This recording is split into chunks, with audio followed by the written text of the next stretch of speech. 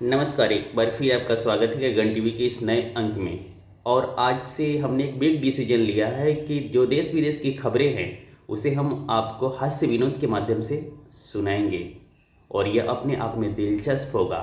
तो चलिए चलते हैं इस नए अंक में। फ्रेंड्स, बहुत बड़ी खबर आ रही है बिहार की राजधानी पटना से। और कितनी बड़ी है ये मुझे भी मालूम नहीं है। जहां बीजेपी ने लोक गायिका मैथिली ठाकुर को अलीनगर से टिकट दिया है। मैथिली टिकट पाकर असमंजस में है और उसे ये नहीं पता चल रहा है कि पार्टियों में जाने के बाद तो उसे दो ही राग गुनगुनाने होंगे। पहला राग दरबारी और दूसरा राग ख्याले वोट। बिहार की खबर के बाद हम सीधे चलते हैं अमेरिकन मीडिया। पाकिस्तानी प्रधानमंत्री शहबाज शरीफ कह रहे हैं कि ट्रंप को नोबेल शांति पुरस्कार मिलना चाहिए।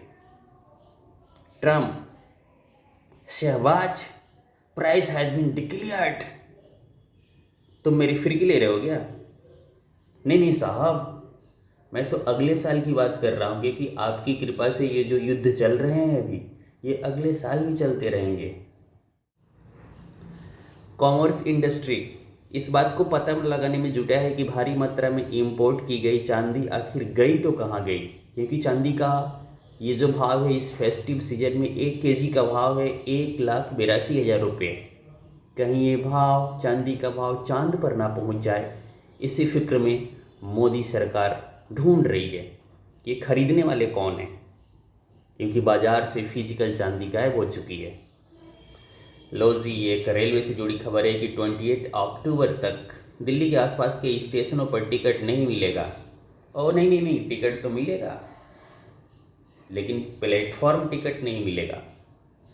और ये जो निर्णय लिया गया वो भीड़ भाड़ को कम करने के लिए लिया गया है। अगली खबर भी बिहार से ही है क्योंकि आज पूरे देश की निगाहें हैं जो बिहार पर टिकी हुई है, क्योंकि आने वाले समय में वहाँ इलेक्शन होने वाला है। और सबसे बड़ा कारनामा AIMIM ने किया है। अरे वहीं अंग्रेजी पर मत जाइए, ओवैसी वाली पार्टी, उसने बिहार के ढाका से, बांग्लादेश वाला ढाका नहीं, बिहार का ढाका निर्वाचन क्षेत्र है जहाँ से उसने एक राजपूत उम्मीदवार को टिकट दिया है, राणा रंजीत सिंह। और यह अपने आप में एक, समझ जाइए अब क्या है।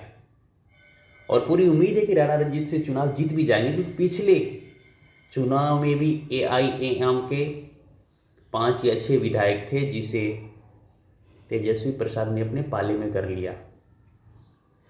चलते चलते मैं आपके सामने साइबर फ्रॉडस्टर जो साइबर करते हैं उनके द्वारा एक नई विधि का इजाद किया गया है। गाहे बगाहे यदि आपके पास कॉल आती है कि मिस्टर ए या मिस्टर जितेंद्र,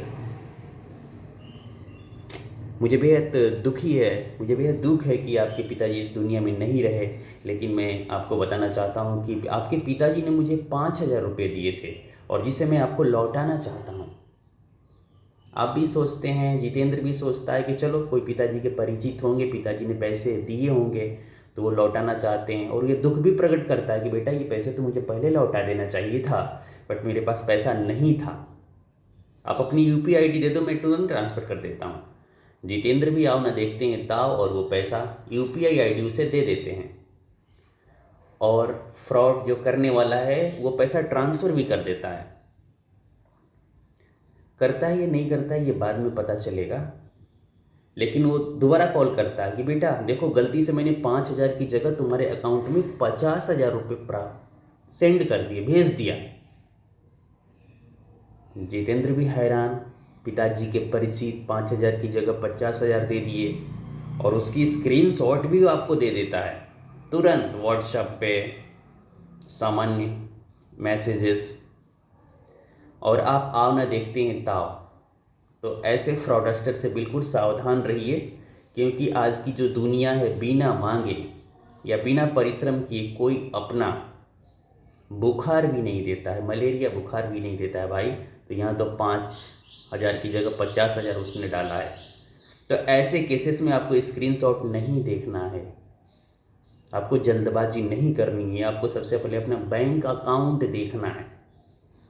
UPI ID दिया वो किसी बैंक से लिंक होगा तो उस बैंक की अकाउंट में जाइए किसी ऐप के माध्यम से, जैसे भी आप देखना चाहें देखिए, और उसके बाद ही सामने वाले को रिप्लाई कीजिए। तो ऐसे ठगों से बिल्कुल सावधान रहिए। और मुझे बेहद खुशी है कि आपने इस चैनल को ट्यून किया है। चलते चलते मैं ये भी कहूँगा, यदि आपको जानकारी अच्छी लग रही है तो आप इसे लाइक करें, सब्सक्राइब करें और शेयर भी करें, क्योंकि सारा खेल लाइक, सब्सक्राइब और शेयर का ही है। धन्यवाद आपके कीमती समय के लिए।